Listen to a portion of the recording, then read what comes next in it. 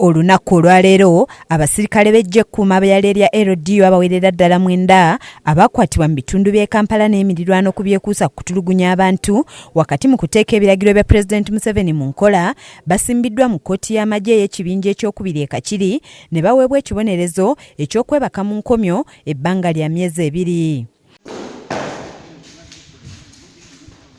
Person who unlawfully assaults another commits a misdemeanor, and if the assault is not committed in the circumstances for which a greater punishment is provided in this code, is liable to imprisonment for 1 year. Ssentebe wa kkooti eno Kano Sam Mujenyi okusindika bano mu nkomyo kiddiridde okusingisibwa omusango gw'okutulugunya bannansi ng'emisango gino bagiddiza mu kibuga Kampala. Ebasibye emyezi 2. You have the right of appeal against this decision. Muli baddembe okwapiiringa. And you can appeal to the General Court Martial within 14 days from now. Muli baddembe okwapiiringa mu General Court Martial munaku 14 okuva kati.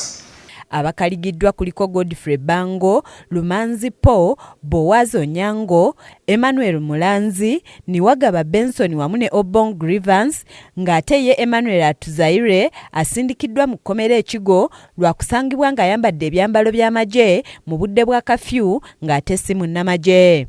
Bano bonna bakkiriza emisango gino nga wano oludda oluwaabi nga lukulembeddwamu munnamateeka Kapiteeni Ketgan Mugisha we lusinzidde ne lusaba kkooti okuwa abantu bano ekibonerezo ekisaanidde olw'okwonoona erinnya ly'eggye ly'eggwanga wadde nga kino oludda oluvunaana lukiwakanyizza. Guilty. He has accepted immediately the charge.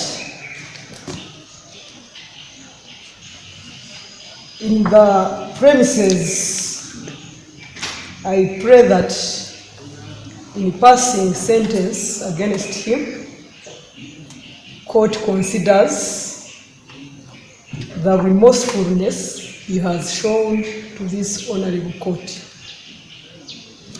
I thus pray that the true things he has shown to this court be put into consideration.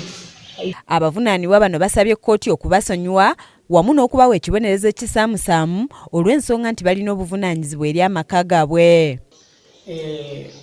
Niko na family hapa Kampala, nalipanga nyumba, ndio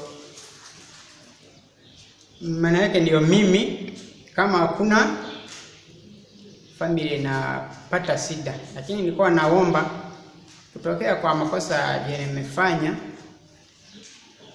mnisemee, kutokea kwa familia yangu munisaidie. Mu be baakuba kuliko Grace Atom, Florence Akulo, Scovia Anworth wamu ne Sulaiman Kaheru nga bano baali batembeeyi mu kibuga Kampala.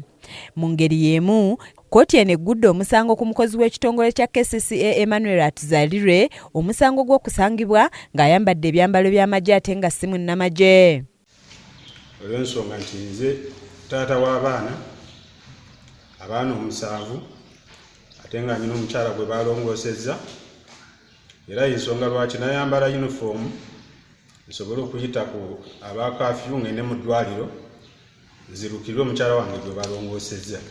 Ono oluvannyuma lw'okumuggulako omusango guno agukkiriza wabula n'ategeeza nti kino yakikola n'ekigendererwa eky'okugenda okulaba mukyala we mu ddwaliro eyali alongooseddwa. Ye omwogezi w'ekibinja ekisooka eky'eggye lya UPDF nga ye Major Bilal Katamba ategeezezza nti si baakuttira muntu yenna ku liiso anaagezaako okuttattana ekifaananyi kyabwe. N'eri bannayuganda bonna nti abasirikale baffe bonna basuubirwa okweyisa mu nneeyisa egoberera amateeka, era bonna abanaava ku ekyo eky'amateeka tujja kuba nga tubavunaana nga bano bavunaaniddwa. Bano si be basoose ate si be basembyeyo. Anaava ku nzikiriza yaffe, anaava ku kola yaffe nga UPDF ajja kuvunaanibwa. Kizza Peter yakusakidde eggulire lino ku lwa KSTV agaaleero.